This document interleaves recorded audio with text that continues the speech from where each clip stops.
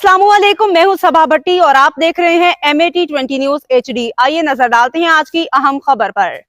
फालिया में मुमकिन सैलाब से निपटने के लिए पंजाब एमरजेंसी सर्विस रेस्क्यू 1122 के ज़रिए तमाम दरियाए चिनाब में पुल जोकालिया पुल छन्नी मांगा के मुकाम पे अमली मशकों का अहतमाम किया। अमली मशकों में rescue 1122 livestock health police आबपाशी मुतल्लिका इदारों के अफसरान और स्टाफ ने हिस्सा लिया। Additional deputy commissioner revenue lieutenant retired Mohammad Ahmad Zaheer, assistant commissioner फालिया वहीद हसन गोंदल, दीगर मुतल्लिका ज़िले अफसरान की शिरकत। फालिया additional deputy commissioner revenue lieutenant retired Mohammad Ahmad Zaheer ने मुमकिन सैलाब से निपटने के लिए मुनाकिदा अमली मशकों का मुआयना किया। सैलाब से निपटने के लिए किए गए इकदाम का जायजा लिया।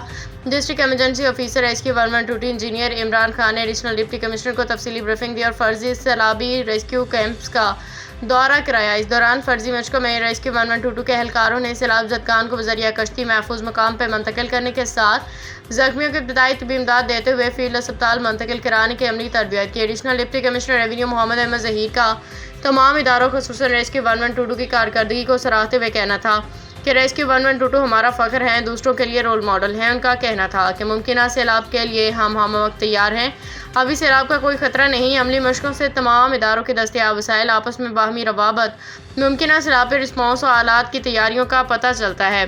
राय अली जैन फालिया।